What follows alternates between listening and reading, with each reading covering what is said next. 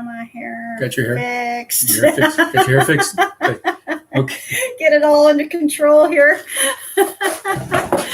Hey, everybody. And we're live. It's Aloha Friday with the Lealea crew here from the waterfront in Petersburg, Alaska on Chief John Law Street, just across the street from Quito's Cave Liquor Store, Saloon, and Social Center. Catty corner from Mindy's Salty Pantry, which is closed For the week. for the week after Labor Day. After Labor Day, she's taking a break. After Labor Day. Yeah, so what have we got to talk about today? We've got a lot of things to talk about, Yeah, it's actually. been kind of a busy Where shall we week. start?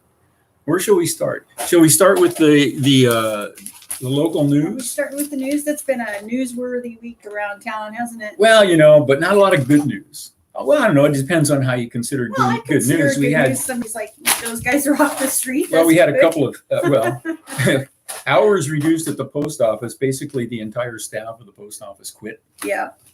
Everybody, including the postmaster, walked off the job on last Wednesday or That's Thursday. not confirmed, but anyway. It's the rumor. Yeah, it's the rumor. But I have spent the past week. I spent probably about 3 hours total standing in line at the post office. Each time it was at least an hour standing in line waiting for a package, and you get a yellow slip in your box, and you have to go up to the counter. They have only been open 2 hours a day. Yeah. And of course the line goes out the door. Anyway. So the post office is having trouble meeting their obligations. And we actually had, I joke about the summer crime wave, but we actually had a real couple of crime wave actual this last crimes. week. One fellow was arrested on 11 counts of drugs and weapons misconduct. Another guy charged with drug misconduct. We're not talking about marijuana. There's a legal marijuana retailer on Main Street. So you just walk in there and buy it. That's not the problem. The problem is meth and heroin. And there's they seem to show up in the summertime. And anyway, that's going on. Yep. Not much else in the news, the usual stuff. We still have bears getting into trash. Been a couple more sightings in town. There's an ordinance suspending the bailer fees, the trash collection fees, for some reason related to COVID. That resolution failed. We're going to continue to have to pay for trash disposal. There's a second round of rental assistance being started up in the state. Editorials or guest editorials, people still battling it out, calling each other stupid for not doing what I've decided. You're stupid because you didn't do what I decided to do, and you should decide to do what I decided to do, and if you don't, you're stupid. Putting me at risk for not doing what I decided to do. 2 active COVID cases in town.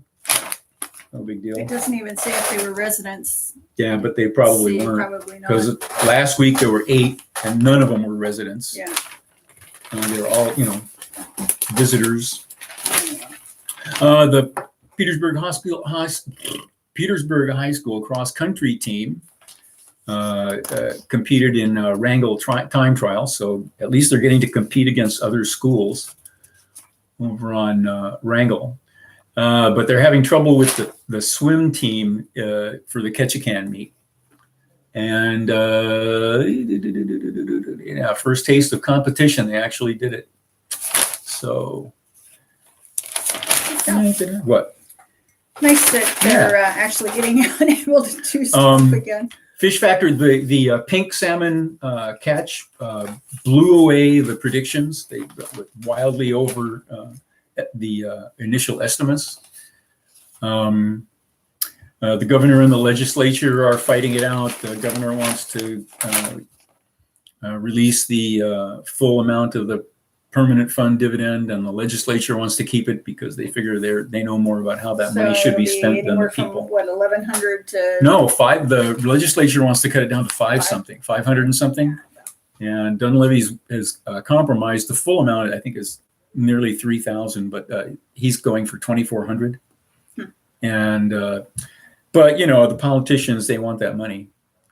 I mean, if you just gave it to the individual Alaskans like it was originally intended. They just spend it on themselves. Joe Vignicki. Joe's an old friend from the radio station.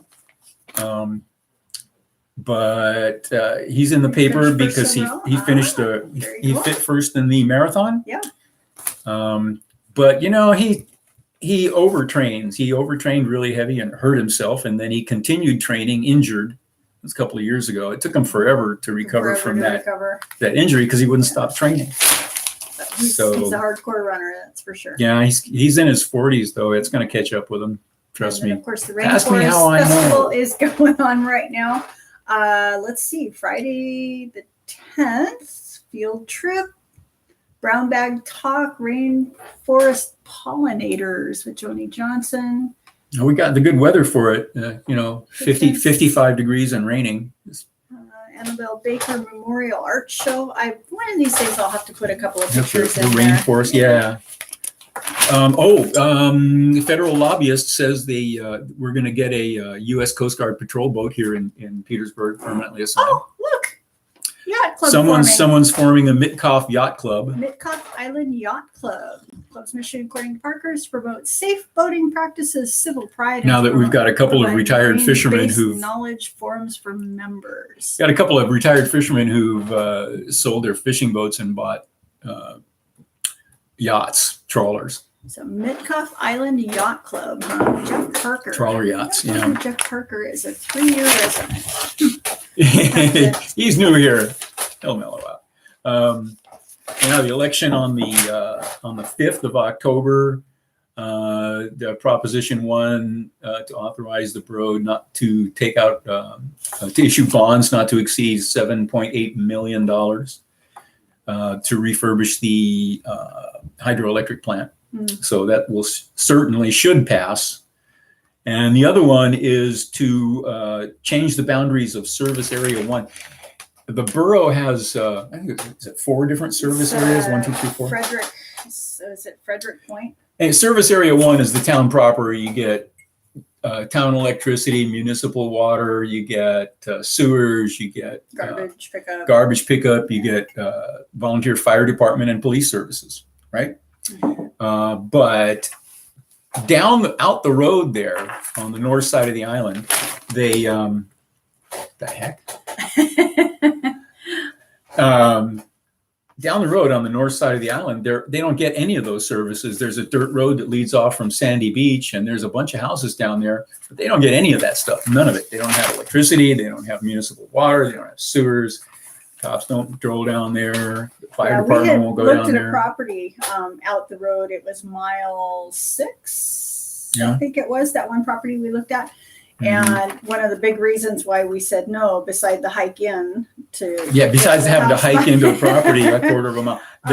It was in Service Area 1, and so you're paying full taxation. And we had no water, no sewer. We had an outhouse, and that's my line. I'm not paying full taxes to have no for nothing. Water catchment, and an outhouse. That's so anyway, Proposition 2 would reduce the boundaries of Service Area 1 to exclude the Frederick Point East subdivision, so they don't have to pay the big taxes as if they were living, across the street from the library, which they aren't. And we have Sai visiting from Norway again. Hello, thanks for joining us. What is all this stuff? And I'm not sure who what is this that comment because we don't. 1984. I don't read. It looks like Korean. I don't know what it is. Not sure, but thanks for joining us. Okay, so COVID-19 hospitalizations rise in Alaska as the virus spreads, but not here. There are fewer cases here, not more. There are, a lot fewer.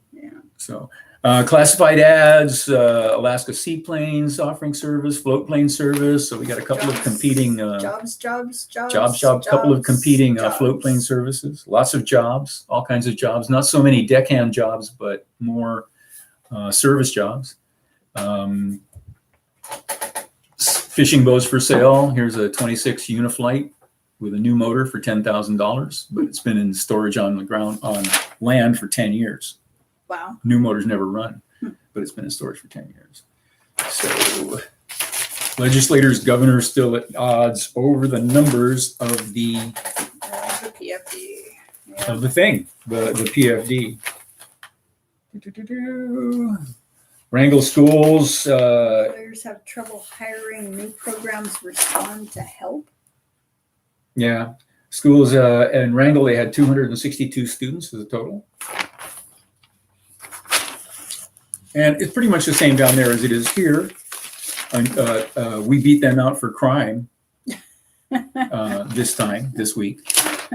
I don't know if that's something. Entries are due October 4th in the statewide seafood competition. This is a competition among seafood producers to showcase and introduce their new products. And presumably the best new seafood products will win some sort of an award. Doesn't really say in the article there. The two old ferries that they sold, the Alaska Marine Highway System ferry boats, have arrived in Spain. And Fish Factor says that the pink harvest was bigger than usual. I mentioned that. Oh, cleanup costs for a sunken boat reached $3 million. And this is a boat that sunk off Kodiak Island 30 years ago. Wow. And over 30 years ago, the costs have reached about $3 million in cleaning it up. And it's still seeping oil, kind of like the battleship Arizona in Pearl Harbor, still leaking oil. Oh, and then you can win a prize. Oh yeah, for getting a vaccine. Yeah, you can win. They're doing a lottery. If you get the vaccine, you'll get into this lottery among all the other Alaskans, and someone's going to win $49,000 each week until they run out of, how much was it they started with? $1 million. $1 million. $1 million. So that's how they're spending their COVID aid, on a lottery. You're going to give it away at the lottery. That ought to work well. Okay. Well, anyway, there you go. Well, that's enough of that. Enough of that. Santa Mulligan's wanting to know if we can have the bean recipe. The bean recipe. Oh, yeah.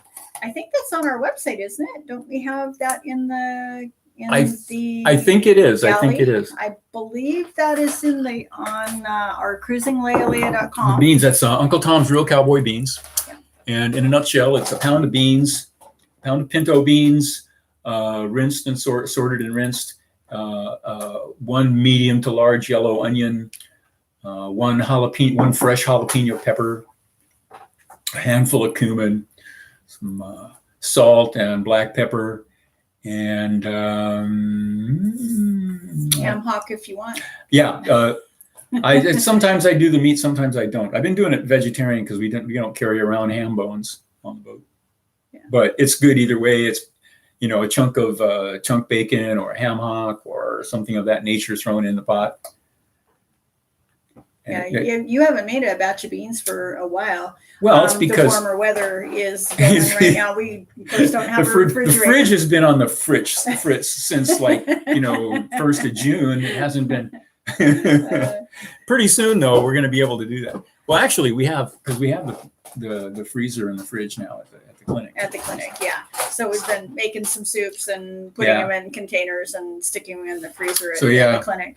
But usually what we'll do during the cooler months is Chuck will make a batch of beans or soup and break it down into small stay in the pressure cooker, and we just leave it outside in the cockpit. It's cool enough out there that it stays just fine. It'll take usually about 3-4 days to go through a batch of soup or beans, and so we go through it pretty quick, and it stays just fine in the cockpit.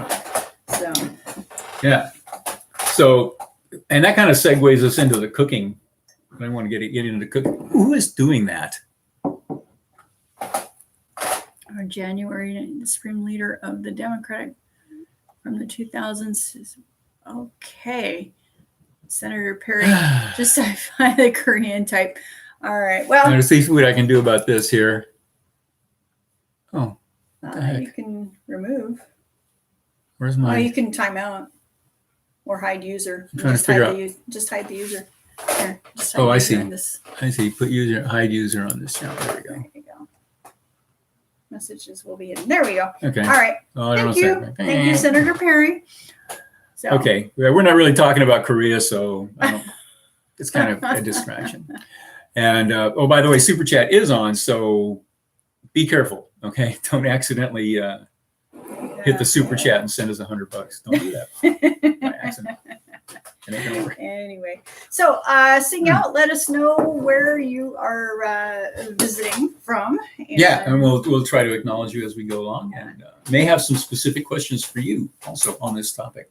So we were going to talk about the galley. We were going to talk about the galley because was it yesterday or the day before? Someone asked a question about installing gimbals, a gimbaled cook stove on the Vega. Okay, and of course you can do that. There are kits. Different types of stoves you buy come with that may come with, or you can buy extra hardware to gimbal the stove so that it will, instead of being fixed with the boat, it'll swing separately. So the idea is that when you heel over, the cooktop stays level because the thing swings, right? That's the idea. Okay, it sounds like a great idea. But there's more to it than just putting hinges on either side of the stove.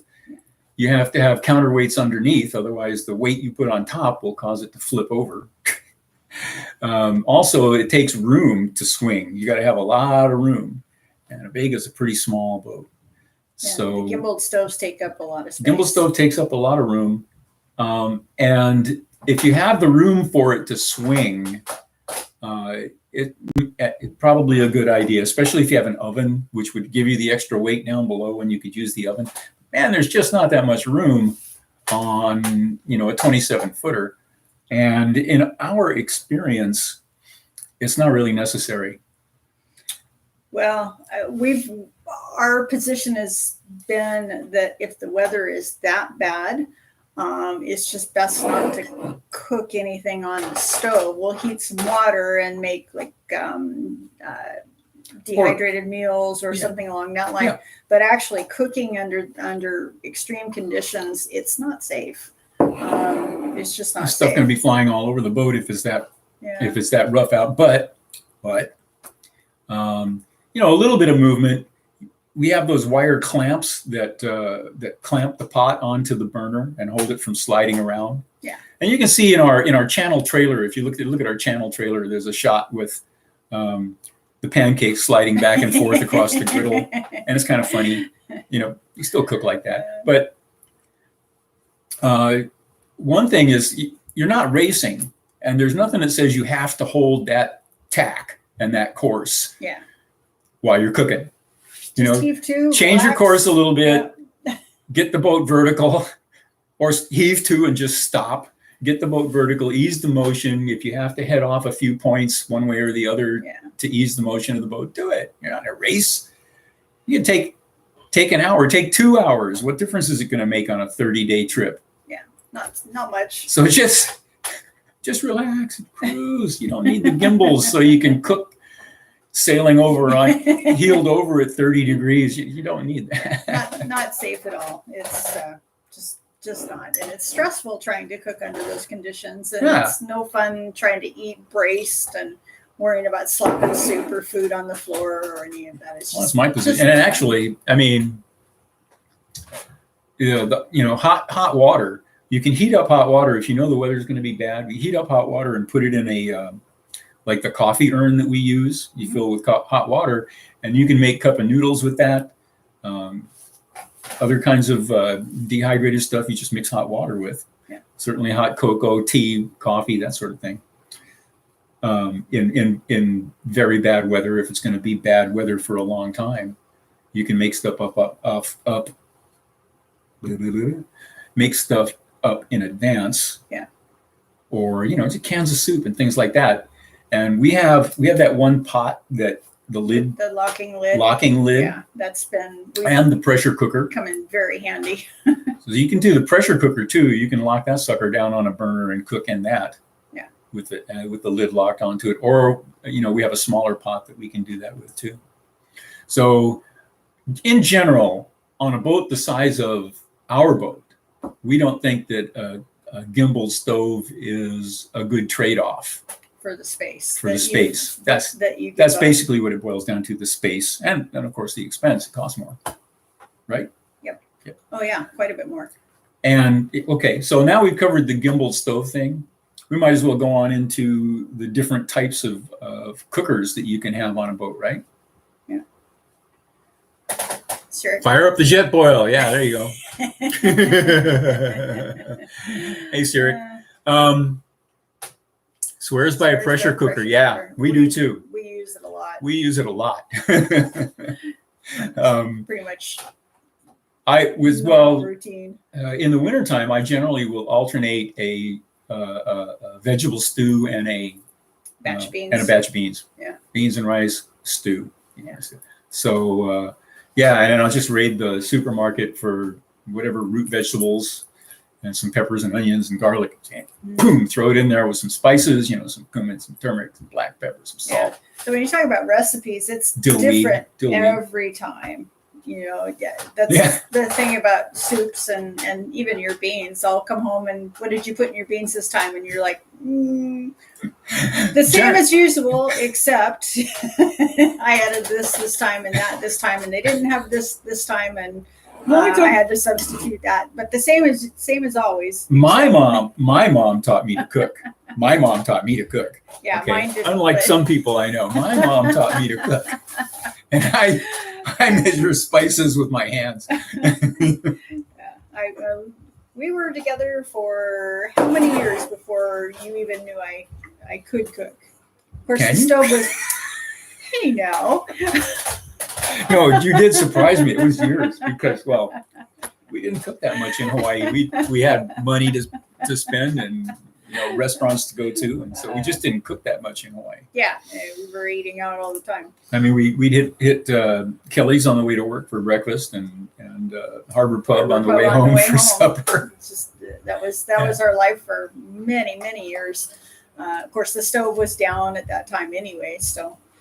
The Vega, my boat, Lealea, hull number 1860, came with a Homestrand pressurized alcohol heater, cooker. And I don't know if that was standard or if it was something the previous owner put in. I kind of think that's what they came with. Anyhow, it was a Homestrand pressurized alcohol cooker, and you had to pump it up like a Coleman stove, had a pump thing on it. Yeah. You pump it up and pressurize it like a Coleman stove, but it was alcohol fueled. And I ordered a repair kit for that because one of the burners didn't work. So I'm going to rebuild the burner, and taking it apart, I broke it.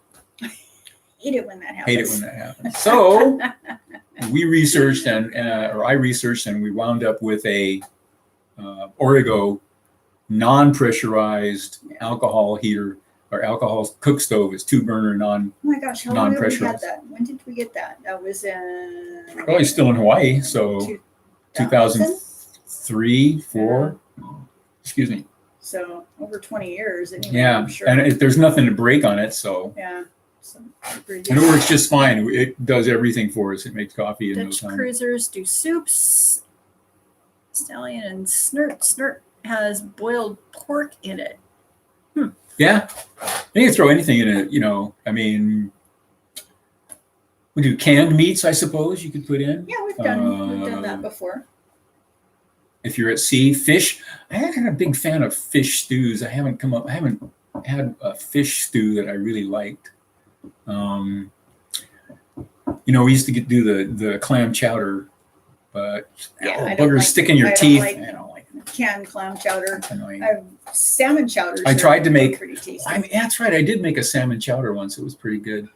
And then you tried making it again. And the second time I tried making it, it didn't come out at all. It just ruined it. I wound up throwing it away. Really tasty though. Oh well. Yeah. So back to the types of stove.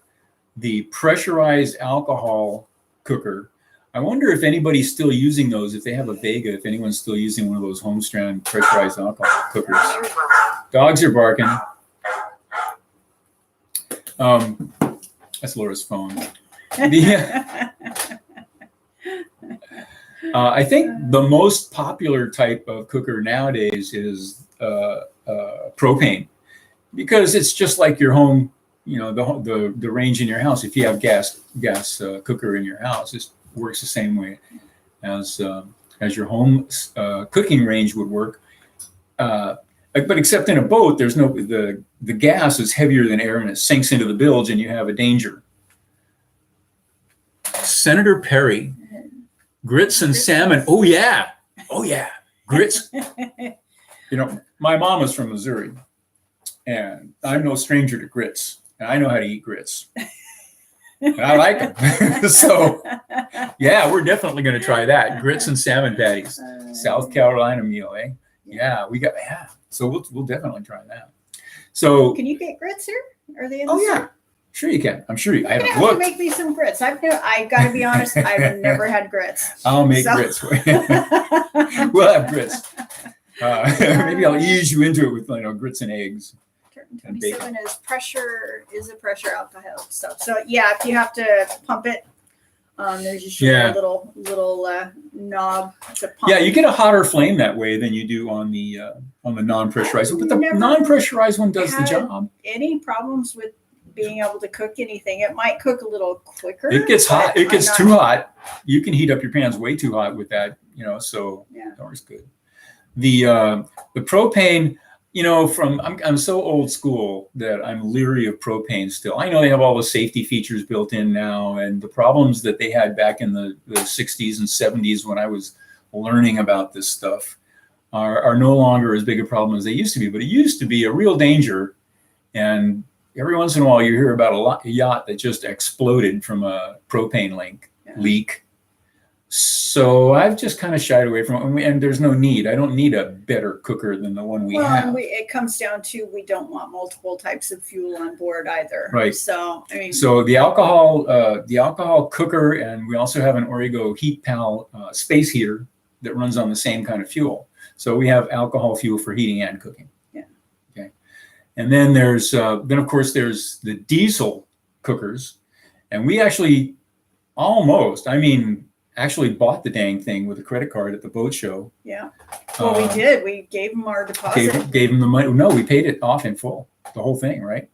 Didn't we? Whatever. Anyway. Yeah. But we had to unwind the deal after we thought about it. That's for sure. Yeah, because it was a diesel cooker and heater combination, which we thought was a great idea. Beautiful stove, it really was. But and it would be a great idea. And didn't Peter get one for his RV? Yeah, they got one for the RV. Got one for his RV. But the issue with that was you had to have electricity in order to make for the stove to. Yeah, you couldn't cook without electricity. Yeah, and that was a deal breaker for us. Yeah, that was what it was. So, Surik, how much alcohol did you carry for your stove? We carry, let me see, 8 gallons. My 2-gallon gasoline jugs, the plastic ones. I transfer the alcohol from the 2-gallon metal containers into the plastic jugs. And when we're topped off, it's 8 gallons of alcohol. Yeah, and we usually go through about once a week. We'll top off the pans in the stove. Yeah, it's not crazy. When we're cooking and heating, it's about a gallon a week, I think. A gallon a week? Yeah, it's less than that. It might be a little less than that, but I think not by much. But it is less. But that's when we're using it. That's when you're cooking 3 meals a day and heating the boat with alcohol. About a gallon of what do they call them in Europe? Methylated spirits. We call it denatured alcohol. And that stuff costs about $18 a gallon here in Petersburg. Yeah. I'm sure you can get it cheaper someplace else, but that's what it is here. Yeah. And I'm trying to think of how much it was, like 12 when we were in Seattle. Yeah, I don't remember. $12 a gallon, somewhere in there. I don't remember. It's gone up since we've been here. It's gone up from 15 to 17 to almost $18. It was $14.95 here when we first came here. And we were talking about can't remember who had brought that up, but getting a regular AC glass hot plate. Yeah, well, we only have 30 amps, and we run electric heaters when we're at the dock. So I don't know. You find out. We had an electric frying pan, and we used that for a little while. Yeah, thrown it away. Because it was just a bad one. Yeah, it was cheap, but I mean that fry pan, I really liked it. We were borrowing one when we were house sitting one time, and it was What's a grit? How many grits? Grits are made from hominy, presumably dried and ground. It's looks kind of like cream of wheat. It's white, and you make it like oatmeal or cream of wheat. You do with eggs and yeah. Except you don't. I mean, that's butter and salt. That's the thing. People, Northerners experiencing grits for the first time, they look at it. No, it's a breakfast cereal, and they put butter, sugar on it. But that's not the way you eat grits. You eat grits with salt and pepper and butter. Yeah. So. And sub-driver, a girl raised in the South. That was your mom, certainly. Oh yeah. Mama was definitely a Southern belle. Black-eyed peas, grits, collard greens, all that stuff. Yeah, it was one of the arguments in my household. My dad was from Vermont, and mom was from Southwest Missouri, and so cornbread or Johnny cake. Cornbread or no Johnny cake, cornbread, no Johnny cake. Not on my radar at all. Well, your family was different from mine. Yeah, my family was way different than yours. That's definitely, that's a fact.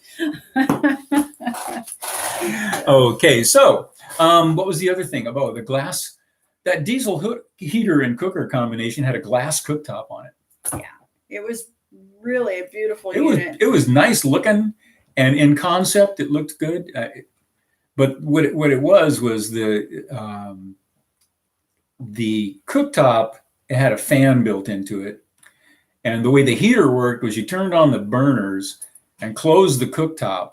So it all heated up, and you turned on the fans, and then it kind of blew out the heat. Blew out from under the cooktop. The heat was blown out and directed down. Yeah. But the cooker in the Vega is right next to the companionway, and it's at waist level, which I wanted the heater to be down lower. It was definitely, I mean, the whole concept was a great idea. Great concept, but the problem with the electrical. Not on the boat. And that was a deal breaker for both of us. Yeah, the only way to light it, the only way to get it going was with electricity, and you needed the electricity to run the fan. So that meant if your batteries were flat, you were done. You were done. No cooking, no heating, no nothing. So, yeah. And that was not acceptable. But there are, I'm sure there are other cookers that are made that would be suitable for that. And if you didn't have the specific restrictions of the design of the boat, like our friend Heath has a solid fuel heater that he burns, pellets and wood pellets and bits of stick. And last time I was over there, he was breaking off the handles of the chip brushes, throwaway disposable brushes, paint brushes. Yeah. He'd been painting his boat and breaking off the handles because they're hardwood handles, and you feed them into burn them for fuel in his solid fuel heater and cooker, because the solid fuel stove that he has a flat top on it. It's small, but it's big enough to put a coffee pot or a small saucepan, and it has a railing built around it. And so that's an arrangement that would work. But not on the Vega, I don't think. Yeah, because he's out right now, and he's still out going and camping and just scrounging wood and bringing. I wish I could nail him down, but he steadfastly refuses to go on camera or be interviewed or anything. I mean, we talked to him and everything. He's got a great, really interesting boat. Fantastic story. Fantastic story, but he don't want to talk about it in public. We'll talk him into one of these days. Of course, we don't tell everything about our story either. Not everything. Some stuff. Trying to think of certainly what else we've got going. The galley, the galley is still not complete. Yeah, Cyric, yes. Hominy is corn that's been soaked in lye or something ridiculous. What? Yeah. Really? I'd have to look it up, but yeah, it is corn. Hominy is corn that has been processed in a way that who knows what. I don't know. Yuck. It doesn't sound appealing at all. No wonder those Southern people are a little off. There's more to it than that. I'm not an expert. Mama just cooked it and fed it to me, and there you go. And there you go. Yeah. You can buy hominy in cans. Strangely enough, people eat not grits, and grits is ground up dried hominy. But you can buy hominy in a can, and I suppose people must eat it, otherwise they wouldn't be selling it in the supermarket, right? And Arkansas and know these things. Yeah, Southern boys know stuff. That is a true fact. Watch out. Y'all gonna get me talking Southern again. Your mama would be proud. Oh, it was so easy to lapse, when I was young and they sent me to Georgia. It was so easy to lapse into that rhythm. Back into that rhythm again. Oh, yeah. But no, here in Alaska, people don't talk like that. They talk like, they talk like Minnesota. They talk like Minnesotans because it's Little Norway. And you hear that accent a lot. There are other accents you hear too. Here also. Yeah. And a lot of Spanish being spoken in the summertime. Yeah. Oh yeah, absolutely. Well, it's the cannery influence. The cannery workers, yeah. Yeah. At one time, the population of Petersburg was overwhelmingly Chinese because they didn't come so much seasonally then, and a lot of time they would stay. But the Asian population was overwhelmingly Asian. The population of Petersburg with only a handful of Europeans, the Norwegians, and how it became called Little Norway instead of Little Szechuan, I do not know. But Little Szechuan. There it is. Santa Mulligan, Irish soda farls. Soda All farls. right, good bread. Good bread. Cornbread is your go. Use bicarbonate to raise it. You were using baking soda. Baking powder. I have a recipe that I call Henry David's cornbread, and it's based on a passage from Walden. Henry David Thoreau's Walden. He talks about making cornbread. And a little historical research informed me that wheat flour was actually rather uncommon at that time, the late 18th, early 19th century. And what was much more commonly used was rye flour. So I devised a recipe for cornbread. Also sugar. They didn't have too much cane sugar. They had it, of course. They had cane sugar. But what was more common was maple syrup, maple sugar. And so I devised a recipe for cornbread, which is absolutely delicious. I guarantee it's the best cornbread you have ever tasted in your life. I call it Henry David's cornbread. And it is made with rye flour, corn flour, and maple syrup instead of sugar. Yeah. And that maple syrup, I don't know, the crust on it, just there's something about the maple syrup in there that just, it's really good. It's really good with Uncle Tom's Real Cowboy Beans. And lots of butter. And lots of butter. I may have to do. Have I already done a video with those recipes? Cornbread? The cornbread and the beans. Sure. I'm pretty sure I published the recipe on the website, but I'm ashamed to say I haven't been on the fusion. Section of I know we have. We are looking to get our website reworked. We've got a friend kind of looking at it, and we're just to make it more. We've just neglected everything. The static websites have gone to heck. We haven't had time to do it. Google AdSense has changed their molasses stuff. In the South. You did cook that with molasses a couple of times. I think your cornbread.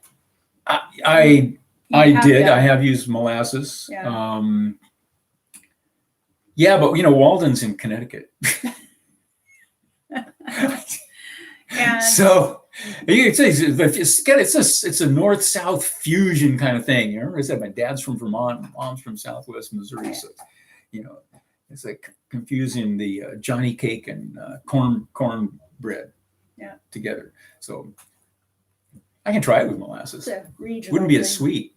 It would be better with molasses. I can certainly try it. Yeah. Well, I mean, of course, and in the South they had more access to cane sugar too.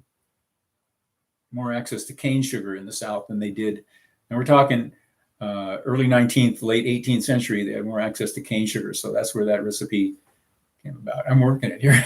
Well, actually, when you say 18th century, there's a really good YouTube channel, 18th century cooking. Townsend's. Highly recommended if you're a history buff. 18th century cooking. Yeah, they've got some great recipes, and it's definitely a channel worthy of checking out. Yeah, they're Revolutionary War era reenactors. Sacrilege. Sacrilege, yeah. Let's see. Think cornbread. With food, it's all about what tastes good. Okay, I can borrow from here and borrow from there. Yeah. Take my ingredients, switch it up, and do what works best. I've been trying to incorporate more seafood into my thinking here. But smoked salmon omelets. Oh, and the king salmon. What do we call that? The saute that we do. I mean, the food we do that king salmon cut up into cubes, rolled in flour, and then sautéed, and that stuff never makes it to the plate, let alone the table. He's taking it out of the frying pan. Quickly, yeah, so good. Cornbread is foreign nosh. I'll give it a go. The cornbread. There's the different sizes of the milling too, which makes some. Yeah, I use fine flour, and some. I use corn flour instead of corn meal. It makes it less crumbly. Also, since I use rye flour doesn't have the wheat gluten in it, so it's less sticky. And so if you use corn meal and rye flour, it tends to fall apart a little more. But a little more butter in there helps. A little more butter. Yeah, you just kind of have to play with it. Every recipe you did when we were staying at Lois, you were doing like a batch a week, and it was a little bit different every time. You were kind of playing with the recipe. Well, also, I just don't really cook anything the same way twice. Handful of this, handful of that. A little more. But it always works out. So, it's the specifics of. We talk about cooking on the boat. Most of the cooking that we are doing nowadays, because I don't have an oven to like bake in an oven. So when I make the next batch of cooked cornbread, it's going to have to be in the Dutch oven in the cast iron Dutch oven. And that'll be an interesting experiment. Yeah, I've done lots of baking in there. It works really well. Yeah. You just have to heat it up enough to get started. Yeah. You have to get it nice and evenly warm, and then the lid has to be heated up also separately. And then, so when you pour it all in, and the lid on it. That works really well for baking. We've been using that for years. Yeah. I think that recipe is on the website. Pretty sure it is. If it's not, we're gonna have to. Yeah, if it's you'll have to check. If it's not, I know I've shared it. I'm not sure if it's on the website or not. Surely it must. Oh, yeah. Yeah, there goes Mags. Yeah. One of Laura's patients. Yeah. Client there. What else do we have to talk about? Anything? Not in particular. We wanted to cover the stove issue, and because you had a couple of questions this last week on the stove. I'm going to write this down. Once we get the galley more or less finished a bit more, we'll be able to start doing some cooking Lealea programs.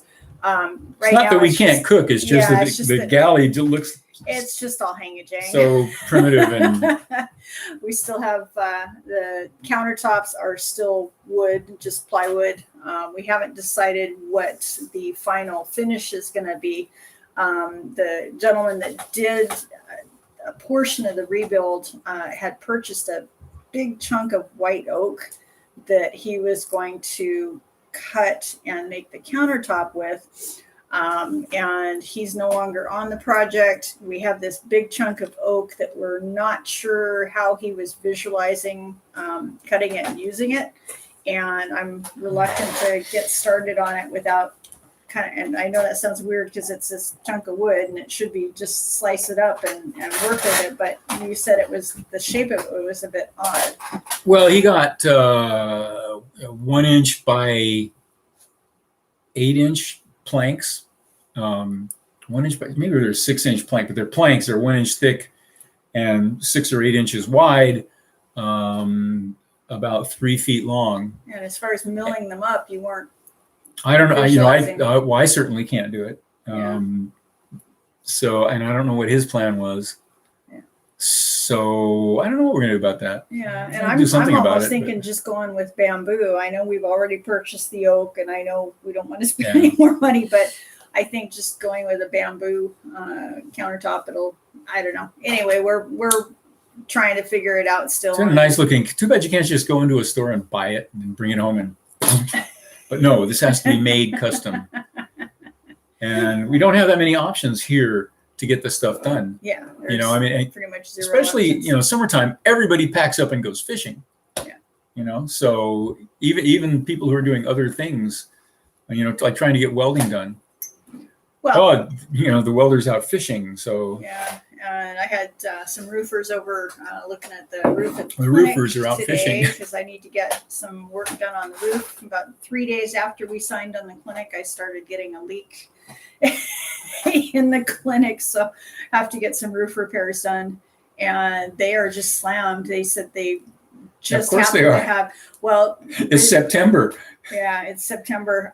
The reason why he had time to come over and check was because he just got a new puppy. Aw. And so he was at the Oh, clinic anyway by and the had way, all of his stuff really new with him. puppy. And yeah, so he did manage to get up on the roof and have a look. But that's the only way I got them there was he had a new puppy and he needed to pick up some new puppy food. Yeah, well, you know. Yeah, maybe Port Townsend. Actually, that's probably what's going to end up happening if we're able to get down to Port Townsend next summer, like we're hoping. But that all depends on the whole COVID thing and you know how we're looking next summer. Everything's changing so rapidly. Yeah. I mean, Everywhere. who would have thought, okay, a year and a half ago or 2 years ago, Yeah. that we'd be in this position now where, you know, so yeah, it's all. Yeah, we'll just have to kind of wait and see. But Port Townsend, if things aren't mostly finished by the time we get there, then yeah, probably what we're going to do is just find a craftsman and just say, just do it. Yeah. Well, one thing Just about get it that, done. about Port Townsend is it's a mecca for boat builders and craftsmen of all sorts. And, you know, because they have the boatyard there and they have the wooden boat school and that people who want to be that sort of thing. Up here, It's all metal people who work do and that fishing. stuff are doing it by necessity because of the fishing fleet. Yeah. There ain't that many yachts up here. And the fishermen don't much care, you know, if it's all, you know, foo-foo and yacht like.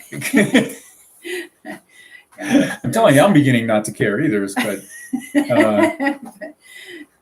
Well, I actually, if I weren't aboard, I know there's a lot of things that you would have not cared as far as finish goes. it would be a lot more paint and a lot less varnish. Sharing space with the Tally Ho guys. Thank you, Sir, for reminding us on that. The guys rebuilding Tally Ho. We jot that down because we want to touch bases with them. Sharing space with some boat repair guys. We'll check on that and hopefully touch bases with them. That would be wonderful if that works out. So thanks for that line to tug there. Cool. All right. Well, we're 48 minutes in. I have to run to the post office and go stand in line to get a package out. And that might be a 1 or 2 hour ordeal. Oh my gosh. So I spent, was it yesterday or the day before? Day before yesterday, running around trying to find out where our packages were. Yeah. That we ordered. It's weird ordering stuff. I mean, and anything that you order something like on Amazon and they'll ship it out. Maybe the shipper will send it by FedEx or UPS, and maybe it'll go to, you know, City Cargo, but most likely it'll go to the post office. But if it doesn't go to the post office, you have to find out where it went. And most of the time, it's still sitting in Juneau or Anchorage. I had a problem with placing an order. The shipper would not accept the post office box address, but they don't do home delivery here. So I have to use our physical street address, which is the harbor. Yeah. Which the shipper found unacceptable because it's a government building. So they don't like drop it to off. what address can I use that's on file Yeah. with my credit card and everything? And so I had to use the general delivery address that I've been using. We used that for years here before we got our post office box. Yeah. And it works okay, except that when you have general delivery, you have to go up to the window at the post office and ask them if they have any mail for you. Yeah. You don't get anything in your box unless the post office clerk who's sorting happens to remember who this is and what your box number is, which they used to, but those people don't work there anymore. So anyway, I was forced to use the general delivery. The shipper sent it UPS. It turns out it went to City Cargo. And for some reason they knew Laura, but they didn't make the connection. How dare. I said, I told my name is, they go, you know, my wife, Laura. Oh, no, Laura. Yeah. Okay. Oh, yeah, we know her. And that was Samson Boat Company. Samson. Yeah. Samson Boats. And Sailing Civilized. Good evening from Atlanta, Georgia. Welcome. Sure, cooking is easier than what I do in my Peterbilt truck. This trucker's life on YouTube. Safe crossings. Thanks for joining us, trucker. That's got to be a challenging job right now. Yeah. So, all right. I think we're gonna call it for today. And we're gonna call it good. Yep, I think we're gonna call it good. I need to boot over the post office, get some stuff done. Hope all of you have a fantastic weekend. And have anything else to say? Do I have anything else to say? Do I have anything else to say? Yes, I do. Yes, I do. Yes, I do. Yes, I do indeed. Yes, this is the Cruising Lealea crew. Once again, live from Petersburg, Alaska, on the waterfront across the street from Keto's Cave, Liquor Store, Saloon, and Social Center. Please do like, share, subscribe, and leave a comment when you're watching this after we've gone off the air. Right, thank you all for coming in and joining us. We've had a blast. We always like interacting directly in real time with the people who watch our videos, and the more the merrier. Yep, we're having good fun. Everybody have a safe week, and thanks for joining us. 10 p.m. start GMT, really? Wow. Did we have a time change and I didn't know about it? No, not yet. Haven't had time change yet. Have I been getting it wrong all this time? All right, you guys, we're out of here. Everybody be safe, and we'll see you next week. Take care. Aloha no kako, hui ho. Aloha indeed to all of us. Until we meet again next Friday.